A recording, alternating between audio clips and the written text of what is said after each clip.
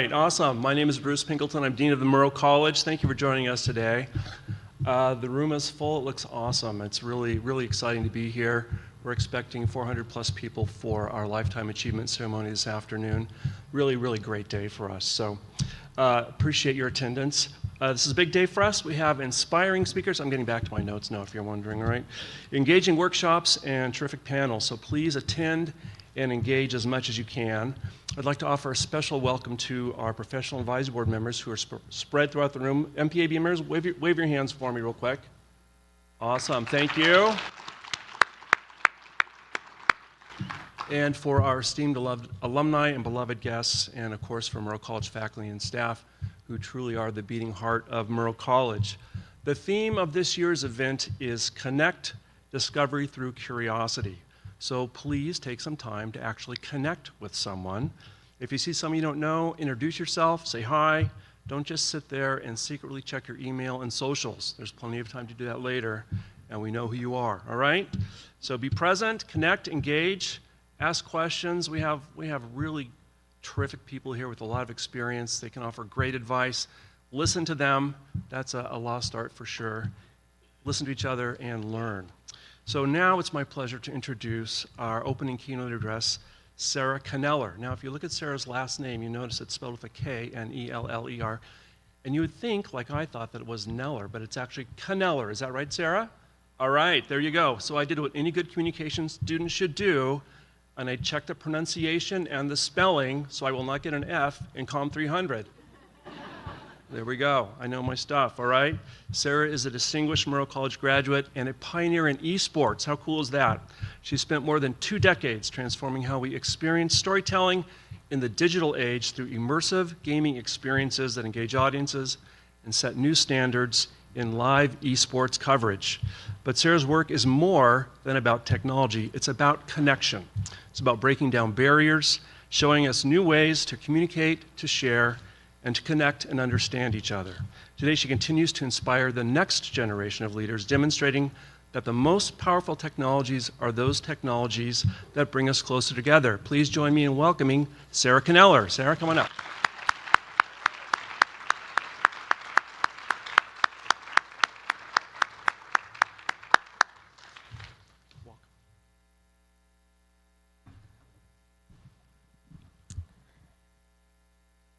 Thank you, and good morning to the Murrow College, my esteemed peers, industry leaders, and the brilliant students who are shaping the future of media.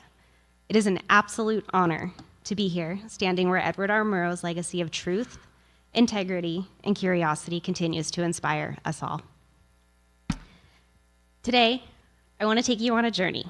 These are the living, breathing moments that have shaped my path from this very campus to the frontiers of technology and storytelling.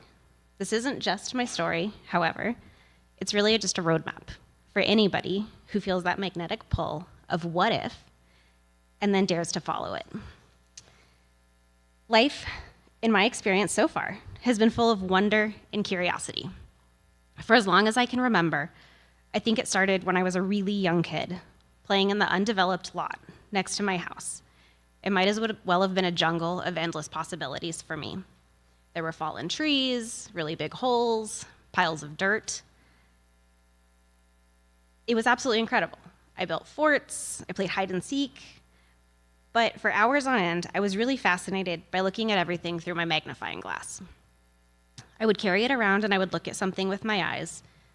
Then I would look at it through the magnifying glass. And then I would do it all upside down, because that's what I imagined was a bug's perspective. I was really curious. I was curious about writing, although not particularly good at it. I produced a full-length film using my parents' camcorder with a full-size VHS tape. It was absolutely huge, and I was even smaller then than I am now. And my friend's mom kindly agreed to drive us all over the island that I grew up on so that I could get the perfect shots in just the right place to reenact Huckleberry Finn. And then in 8th grade, I produced the Bahama Mama News. I did it with my friends in the backyard using a tiki bar that I hand-built with my sister for an entire summer. My sister used it to play tiki bar. I used it as a news desk. So for as long as I can remember, I've been really curious about making media, but it wasn't until much later that I realized how unconventional my production methods actually were. And once I figured that out, it unlocked a whole new level of creativity for me, because I wasn't trying to fit in anymore. I was just trying to connect with people in the best way that I knew how. So, while not universally agreed upon, because what in the world ever is, I like to relate my own journey to the framework of the 4 stages of curiosity. In these stages, there's the initial trigger, the moment that you encounter something that sparks your curiosity. This is usually triggered by a question, an observation, something that we don't quite understand. Next comes exploration, right? We seek the information to fill the gap. Once our initial curiosity is piqued, we can actively seek the information to answer our questions and solve our problems. This leads us to comprehension, the ability to process and analyze the information, and make connections between the knowledge that we already know and applying that to new things, which unlocks a much deeper understanding of the subject. Finally, taking that newfound knowledge, understanding it, and getting to experiment in new ways. So today, I'm going to share how the 4 stages of curiosity can drive innovation, exploration, and help each of us find our purpose. Each stage mirrors my journey, and I hope it will resonate a little bit with yours. First, I want to start. Yesterday, I had the opportunity to go visit the esports club here at WSU. And I want you guys to know, how many of you know that you have an esports club here at WSU? Awesome. How many of you have been to the esports lounge in the Chinook? Not as many of you. Okay, so Tomer, DJ, Mason, Colin, raise your hands, guys, stand up.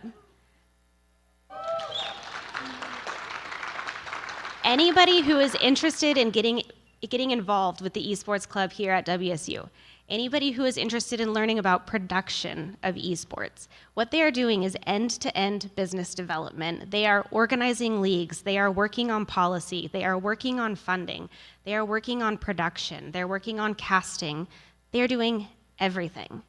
So, thank you guys. If anyone, students, go talk to these guys, get involved. Faculty, staff, administration, what they are doing is a recruiting tool, a powerful recruiting tool for the university here. So I know that probably the first question is, how does that work? And how do we get involved with esports? And how does this actually fit into our ecosystem here at WSU? Well, curiosity often starts with a simple question. How does this work? Understanding mechanics of a system lays the foundation for innovation.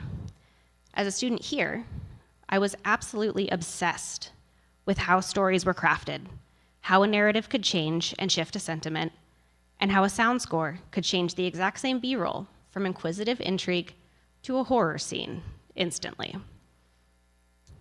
It was here that I built the ideas about who I wanted to be as a storyteller and how I understood the industry to work. That same curiosity carried me across the state to Fox Sports Northwest. You might know it as Root Sports today, where I learned my first profound lesson. Broadcasting isn't just about showcasing team sports. Broadcasting is a team sport. In the summer of 2007, while other interns were confined to the studio walls, I found myself at the Mariners Stadium, drinking in every moment, every detail, and every possibility. When the team was on the road, I was in the studio logging tapes. Yes, many of you will get out of that. Good for you. I spent hours logging tapes. But while I was logging, I was listening. I was listening to everyone around me, and I was drinking in as much as I possibly could. I was curious. I was curious about how to fit in with the crew, curious about how to make a spot on what everyone referred to as the home show. I was curious about how I could prove my value, curious about how many stats I needed to memorize, how many software and graphics applications I could learn. I adopted early a just say yes policy. And every single thing asked of me, yes. Run a cable? Got it. Hold this parab? Great. Go get us coffee? Do you want cream and sugar? Go to the booth, run this here, take him to the airport. Whatever it was, every single job, no matter how trivial it seemed on the crew, I treated it as the most important job on the crew. I had a producer tell me very early on, you're only as good as your last show. And that rang through my head every single day I would walk into that compound. I'm only as good as my last show. Make it a great one. I'd say to myself as I walked past the security shack, past the dumpsters that smell like Ivar's fish and chips. I'd smile big, and I'd go be one of the boys. Within a year, I'd learned that system. I understood that network was more important often than skill. That crews weren't compiled of just the best technicians, but of the best synergies. That sports broadcasting, indeed, was not just showcasing team sports. Broadcasting is a team sport. Over the course of the following 9 years, I embedded deeply into the Seattle sports broadcasting market, working and eventually crewing, production, and tech managing on shows for all of our major Washington sports teams and on several national packages. I thought I'd learned the system pretty well, and I was making very fast work of growing my career. But systems, I learned, they're not always fair. They're not always kind. And when pregnancy threatened to derail my career, I learned the hardest lesson of all. Sometimes, understanding a system means recognizing its flaws. See, there was just one thing that was a little bit different about me than my all-male peer group. When my family grew, I was actually the one that got pregnant. Now, with my heart in my throat, beating about as fast as I imagine a little bunny's does, I wrote an email to my EP at the time of 5 years. I was worried about the future of my career. I outlined that I would only need to take 2 weeks off. I could make it work. I had a nanny lined up. But I knew that system wasn't built for me. We didn't have anything to protect parental leave, but I thought surely, positively, I've demonstrated my value. I've built the relationships I've looked up to, and I've learned from these people my entire career. Several of them refer to me as being like a daughter. It's 2015 at the time, right? For crying out loud, we're past this, right? I got a short, emailed response. Congratulations on your growing family. We're going to go a different way this season. That email response, we're going to go a different way this season, it wasn't just a rejection. It was an absolute awakening. That was the moment that I realized that the system that I was part of didn't follow the rules quite as I understood them. That the system that I was a part of didn't value the individual, and the system wasn't empathetic, caring, compassionate, or even kind. This was the first time that I felt like I was in truly uncharted waters, even though I had just spent the past 9 years navigating a system where I was often the only woman in the room. But this was the first time that I recognized that I was absolutely going to be the first one to fight it. No other woman had been pregnant in our local at the time. I was the youngest woman in our local, and we didn't have any policies protecting parental leave. Now, I'm happy to report that this experience served as a catalyst to enact change, and that today this has been remedied. Thanks to the experience, there's a parental leave policy, both maternity and paternity, in place because of our policy work advocating for Washington State to adopt a paid family leave law, which came into effect 1 year later in 2017. This policy has been credited with directly assisting over 1 million lives, and I hope other states will do even more. Washington State at the time was recognized as the most progressive in the country. But scars are not just reminders of pain. They're maps that show us where to build bridges, where to create change. And that moment crystallized my purpose. I wouldn't just be part of the system. I would go be part of the transformation of it. Struggle is both inevitable and invaluable. And growth is inevitable when we can turn struggle into purpose. For me, my purpose became when I'm an executive producer, my entire crew, my team will know without a shadow of a doubt that I see them, I value them, and that I have their backs. Mapping systems, even when it's complex, reveals opportunities hidden in plain sight. And the more we understand the rules of the game, the more effectively we can act positive change and rewrite the rules of the game. Playing a game is a voluntary attempt to overcome unnecessary obstacles. Once we understand the process, figure out the rules of the game, our curiosity drives us to seek knowledge. Curiosity is one of the most common traits of an intelligent mind. Curious people let themselves become absolutely fascinated by things that other people just take for granted. An intellectual curiosity, that's what drives us to ask our deep, probing questions, to challenge our existing assumptions, and explore alternative approaches, which can lead to the discovery of innovative ideas and the development of novel solutions. Now, they say that necessity is the mother of invention. So let's go back a little bit further. In 2014, I was recruited onto a project for a video game company called Valve Corporation. The company had this idea that they were going to make an esports tournament where people were going to come to an arena, Key Arena at the time, Climate Pledge now, and they were going to watch this video game called Dota 2. Now, I signed on for the gig, not having the slightest idea about what I was getting into. Did I play video games? No, not really. I mean, I was a Sonic the Hedgehog fan. I had a Sega Genesis, but MOBAs were not my thing. And my first experience with PC gaming was actually playing Doom on DOS. Does anybody remember Doom on DOS? Yeah, okay, shout out, old people in the room, I see you. So working sports, right? I understood the rules of the game, but Dota, I had no idea what I was looking at. So I walked into the truck on that first day for rehearsals as the associate director on the show looking for the producer. Bueller? Anyone? Do we have a producer on this show? Do we have a rundown? Who's actually in charge here? In the truck, we all kind of laughed and looked around at each other, not entirely sure what to do, where to go, or what was about to happen. Enter Ali. He was part of the Dota game development team. He's a top-tier special effects animator, a phenomenal storyteller, and an all-around incredible man. But a broadcast producer? No, that was not in his current toolbox of skills. So he introduced himself to me and with smiling eyes said, "So, what do we start with?" To which I realized, oh crap, there is no plan here. So we were headed into a rehearsal day for a program that was set to run upwards of 9 hours a day for 6 days straight with 0 commercials or stop-down opportunities, and we stayed on air the entire time.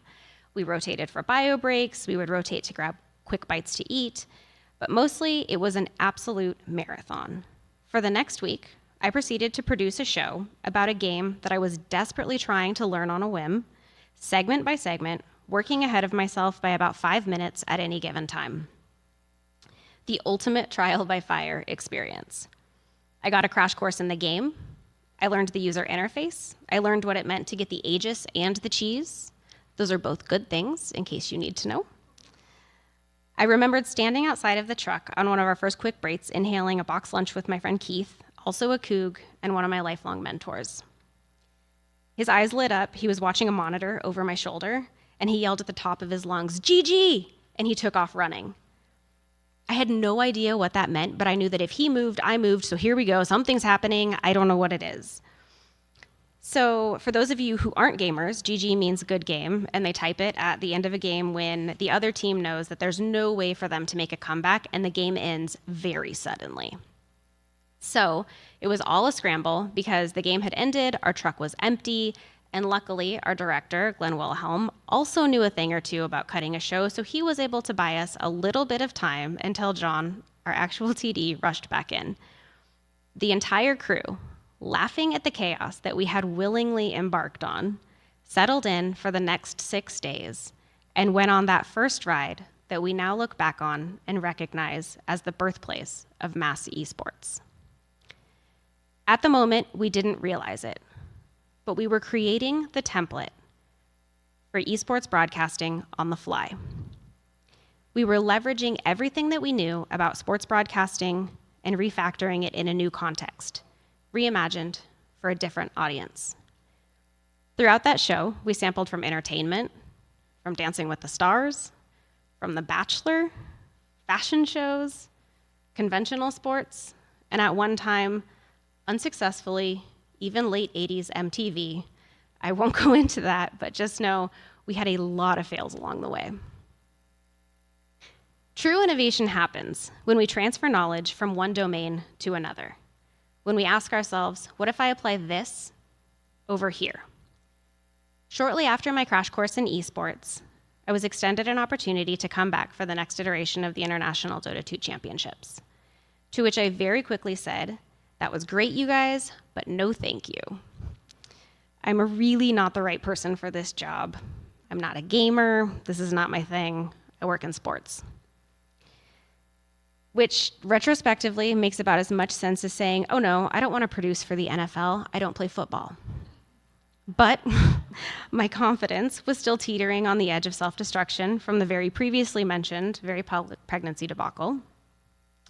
And luckily, Ali, that plucky and spirited special effects animator from Valve, saw in me what I could not see in myself at the time. I've always been drawn to opportunities where I get to work with creative, smart, inspiring people looking to do hard things. And even if this wasn't in the particular field that I originally saw myself in, I wanted to work with him, with them, on this project.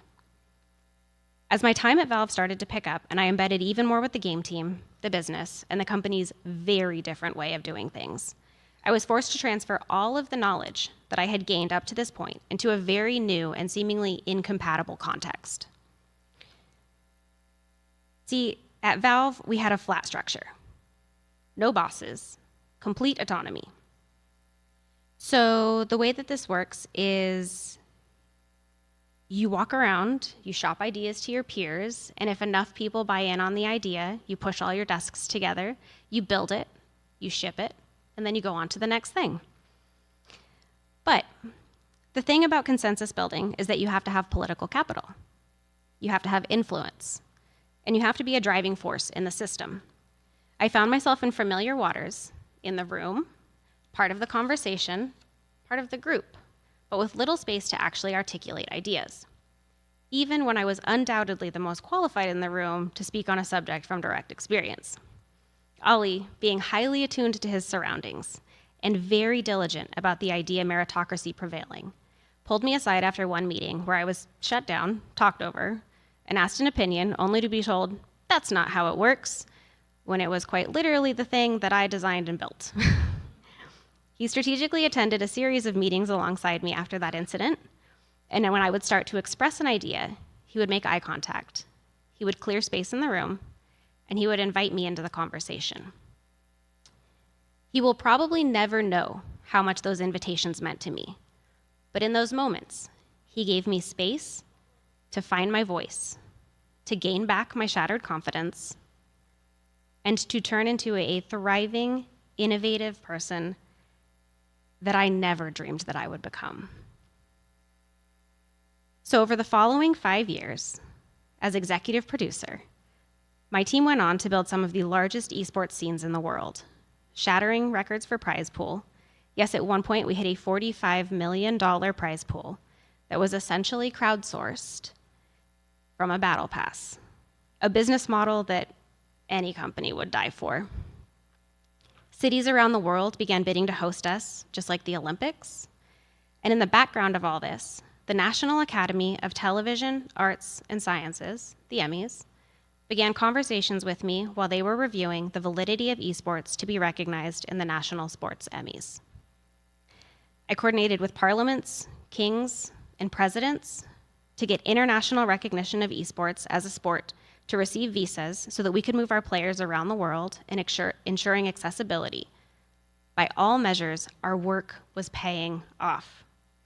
Esports had solidified its position in the mainstream. My job was one part entertainment, one part policy, and so much fun. In 2021, the world was just starting to open back up. And after the lockdowns, our team had been challenged with having to modify our traditional setup to meet the needs of a post-pandemic live events world. This meant that we had the constraints of less people allowed to gather in physical spaces, really expensive logistics to move freight around the planet, and a growing international multilingual audience that we needed to serve. So, one of my favorite things about games is that gaming is a great unifier. The great unifier. I love that gaming creates borderless moments of joy, where anyone can join from anywhere, an ethnicity, gender, socioeconomic status, physical disability, none of it matters. When you lobby up, you're just part of the team. This dynamic means that we have an incredibly strong international audience, and we must meet each member of the audience where they are. So, looking at all the constraints that we were up against, it was the perfect opportunity for me to finally take a run at the ideas that we'd been cooking up for the previous 5 years, but I had not had a good reason to actually execute on yet. So, with way too much excitement in my voice, I sold the team on creating the world's first multi-camera, real-time, extended reality broadcasting. And we weren't just going to do it in one studio. We were going to do it on 3 different continents, in 5 different countries.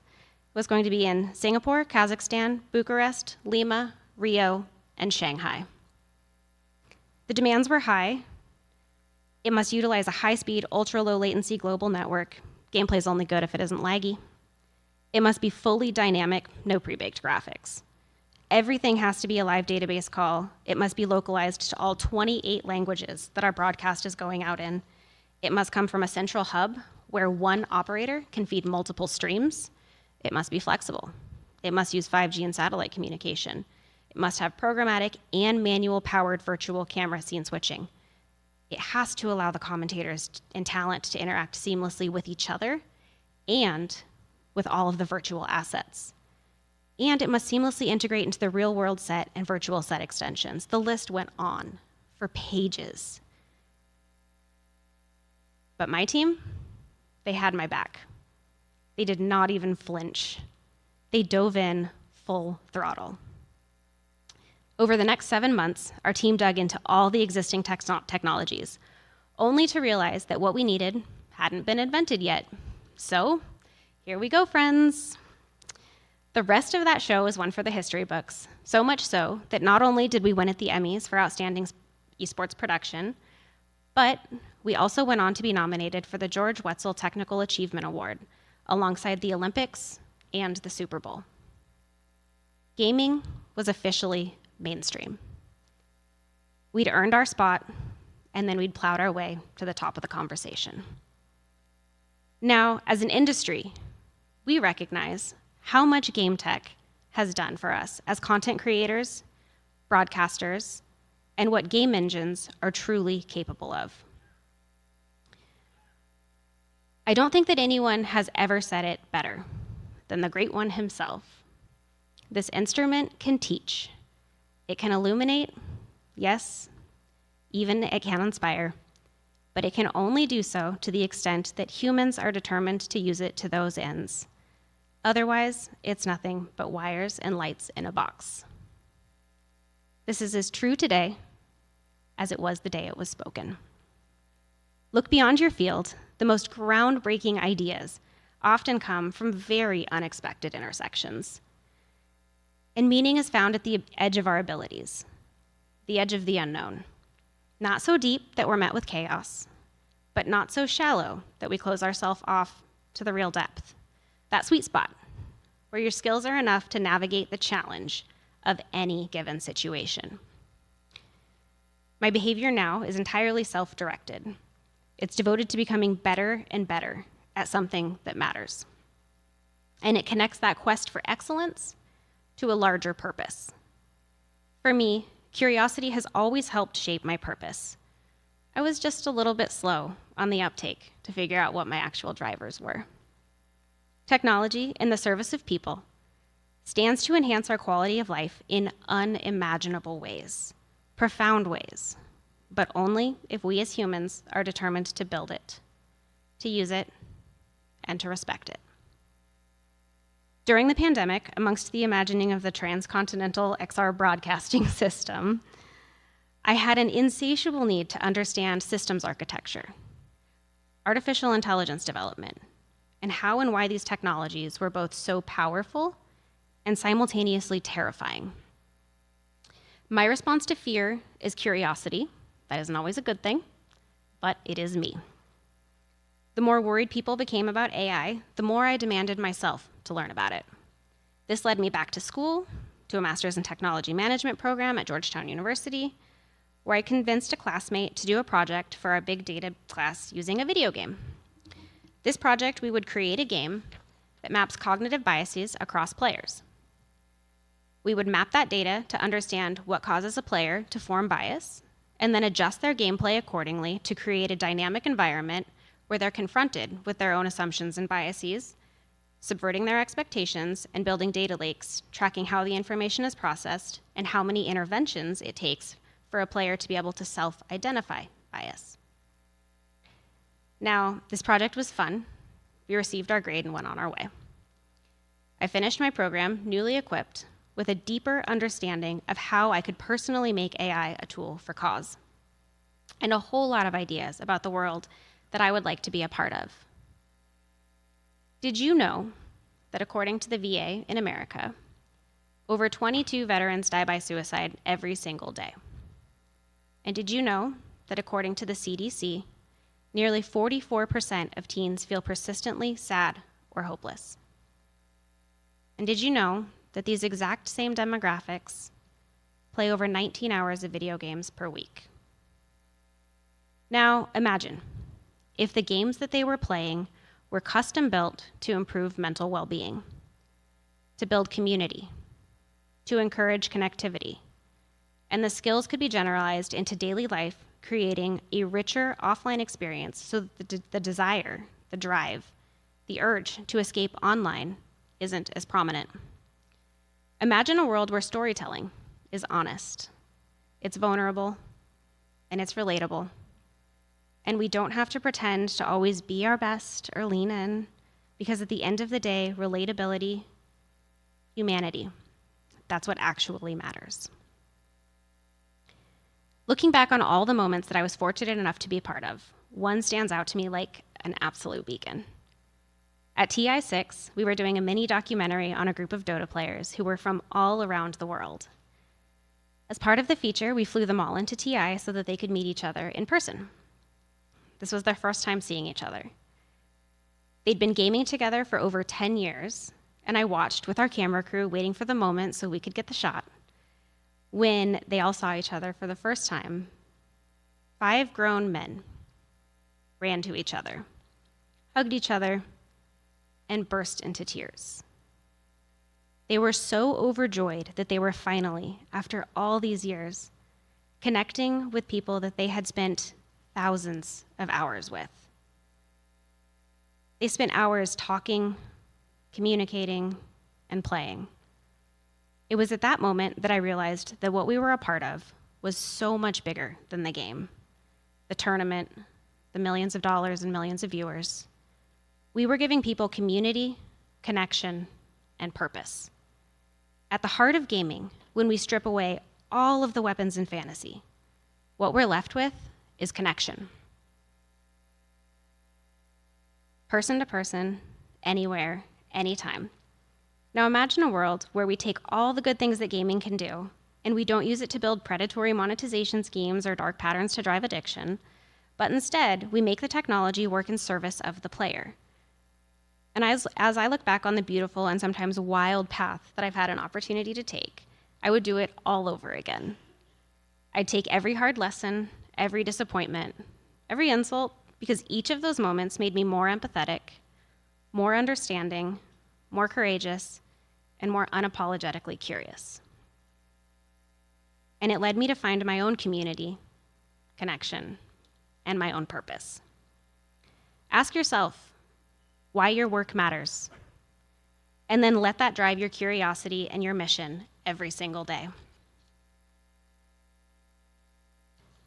Curiosity is not just a tool. It's a mindset. It's a compass that guides us through the uncharted territories. I challenge you to stay curious.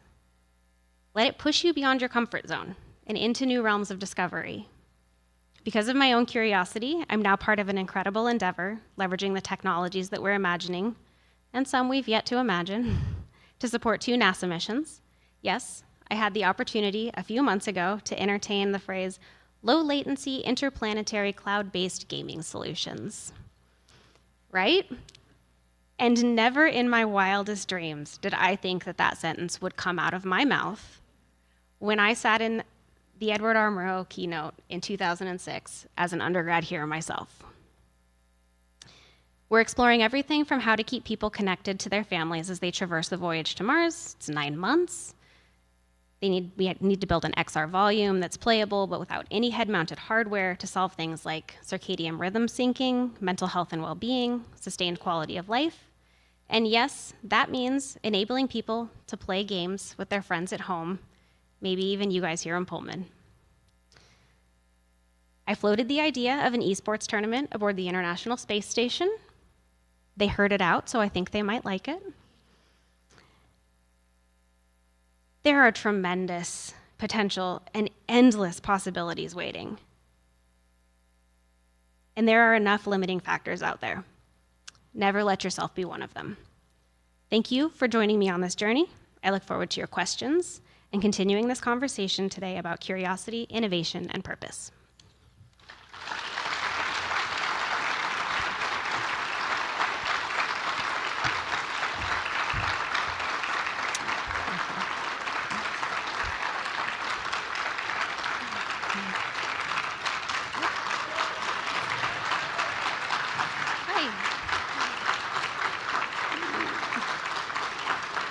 Comfortable. Thank you very much. I think, are we going to do some questions or?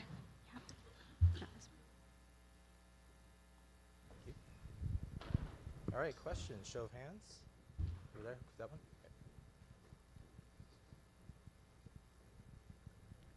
All right, I have one. Does this work? Can you hear me? Yep. Okay.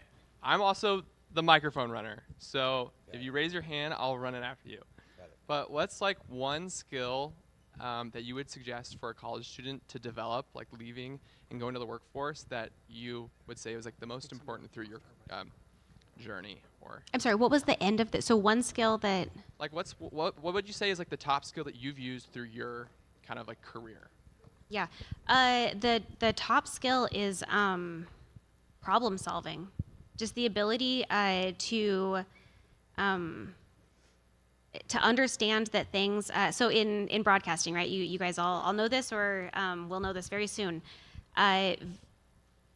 Things never go according to plan. And so the ability to be agile and flexible and trust that you're going to make a decision and sometimes it will be right and sometimes it won't be.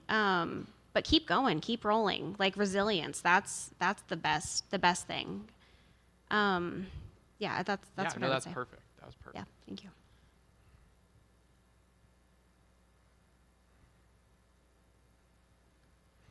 I'm very open, guys. You can ask whatever you want.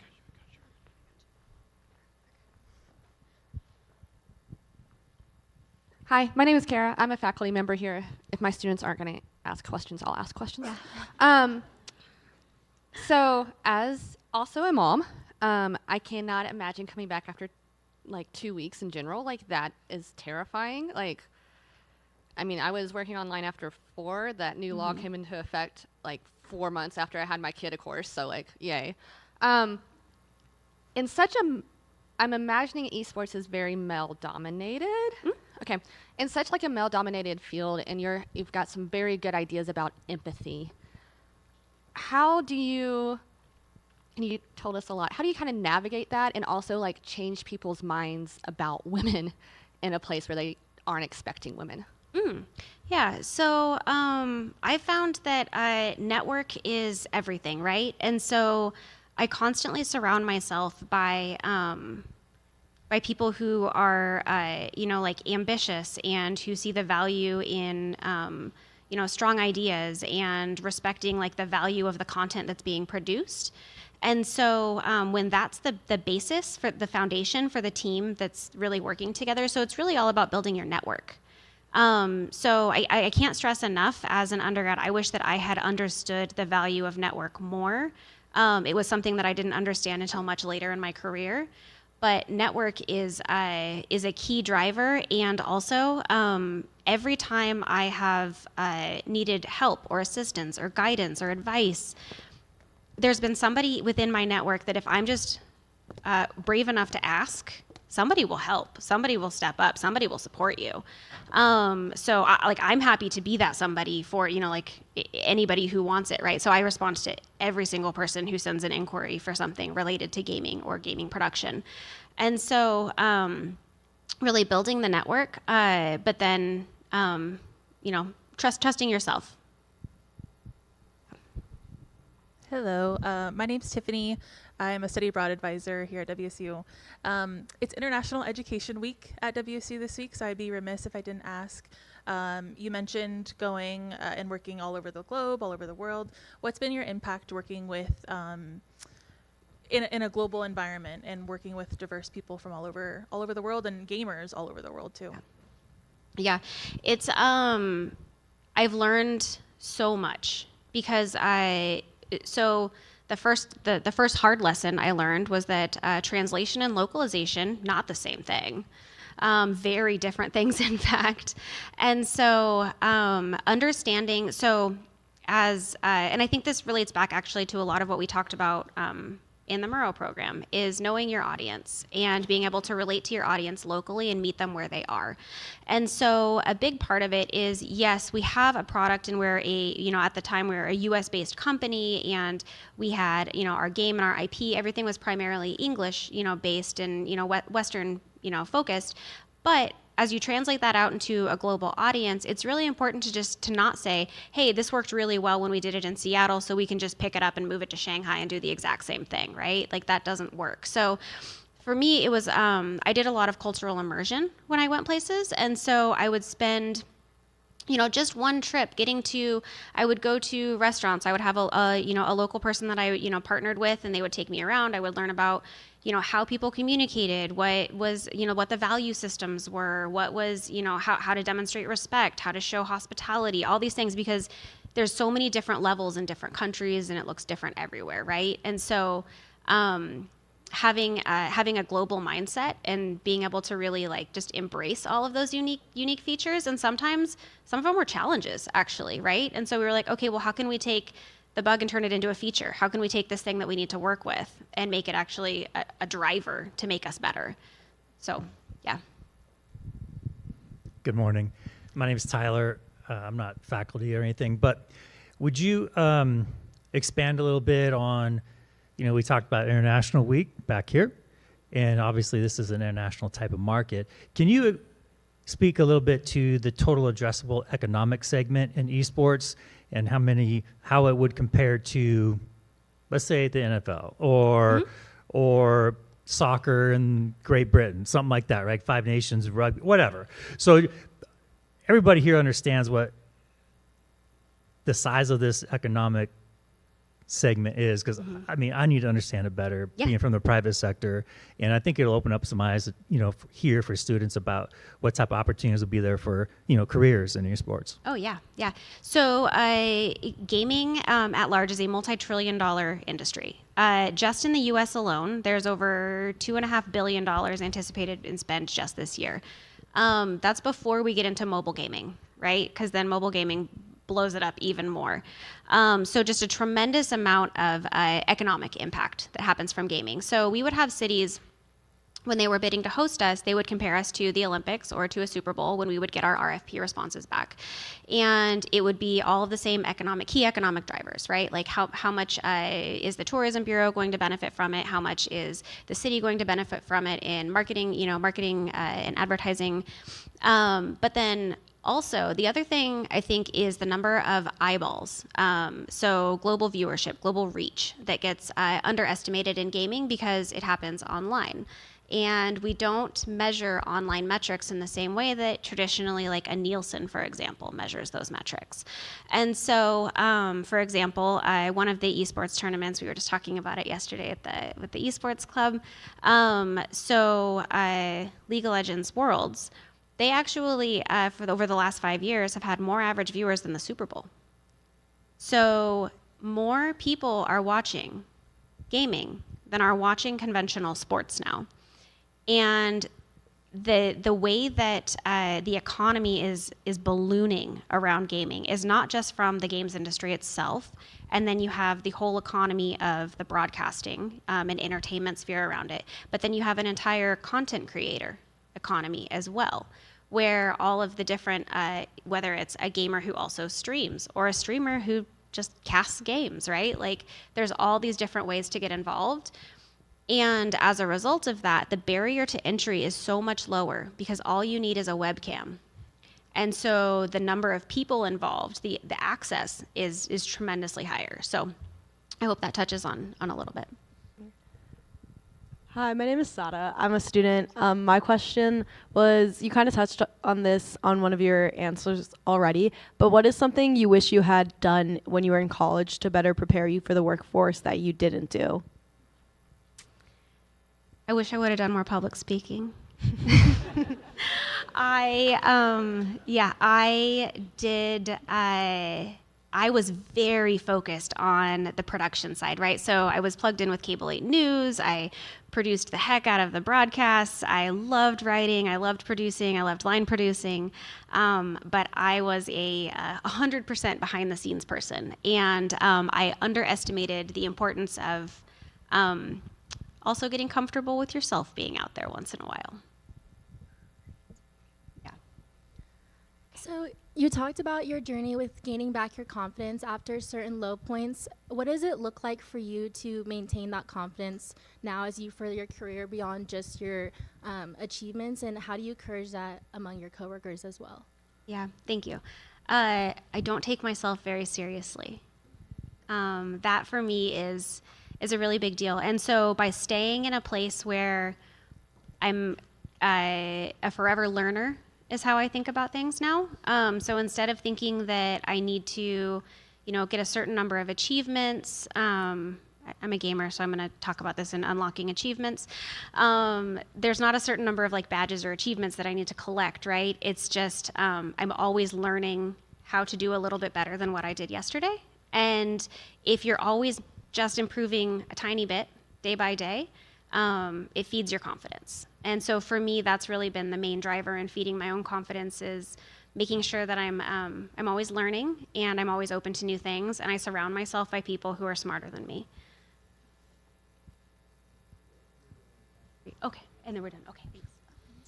Hi, so my name's Spencer. As both a gamer and someone who works in the production industry, would you say that the developments in the production technology has made it easier to produce games, or has kind of the increase in viewership and complexity of games kind of matched that to make it, keep that complexity just as much as it was when you started? Yeah, so there's yes, I think is the shortest answer. But the developments in broadcasting technology, so things like OBS and vMix and some of these which a lot of the broadcasting industry would look down on as low tier or like amateur tools, are actually some of the most valuable tools to be learning right now. And so on a lot of the shows, the technology, so the tech stacks are changing very rapidly, but the tech stacks are increasingly more agile. And so it's letting us work faster, it's letting us work lighter, it's letting us work a lot cheaper. And what we saw was actually we did a lot of stuff in esports, and we're seeing a lot of it now, some years later, start to transfer over into the traditional sports, industry. So, the game tech that we were working on is now in the Fox Sports studio Sunday night, the Sunday football studio. And so, and those are things that would have been like Pixatope, for example, right, is an example of one of those technologies. So I think the increase in agility and the lighter performance, more software-based applications are making leaps and bounds over the hardware-based ones, where there's still a very important role for your hardware-based switchers, right? So like your your traditional TV truck, you still want that to be your fail-safe, your backup, right? Like you want to have your rock-solid infrastructure, but don't sleep on a bunch of those side technologies that are really helpful. Okay. Hi there, Tomer, head of WSU Esports. Kind of a question I have with, as you were saying, all the new technology developing in the industry and everything like that, what recommendations would you give to kind of keep up with that, right? You started from TV broadcasting all the way up to now NASA Esports. How would you best recommend to find this new technology and keep up with it and make sure you're always kind of with the curve rather than following behind it? Yeah, I eat up demos. So it doesn't matter how obscure a technology seems, I'll still go see the demo for it, because a lot of times that's how we find really cool stuff. And then we say like, oh, there's 2 pieces of this that we actually really love. And then we talk to the developer behind it and say, hey, can you modify this just a little bit? And then all of a sudden we're off and running, right? So stay open to seeing and viewing new things. Trade shows are a great way to go, like just consume massive amounts of things in very short periods of time. You know, hit the NABs of the world up, CES, stuff like that. But then also, I find that sometimes I watch some of the very scrappy streamers. They're doing very innovative things because they're accomplishing a lot with almost no resources. And so go see what the most resource constrained folks are doing and how they're accomplishing things, because that's where the vMixes of the world are born, right? And so that's kind of where those things come up. And so you can get ahead of it if you're in those places already. Great. Hello, Sarah. Hello, Matt. I have a question about esports education here, because this is something we've talked about for quite a long time. But the next time I receive an email that says our budgets are going up, hire more people, will be the first time that's ever happened. So my question is, what is it that our current broadcast news and production students can add to their toolkit if they have interest in this? Because I know we have a lot to be valuable in the field. Yes, definitely. So it would be incredible for the broadcasting students to work directly with the esports club. So that would get them tied into end-to-end production, right? So they could be producing, editing, shooting content. They could be, like, there's just so many different things that they could be doing, right? Storytelling.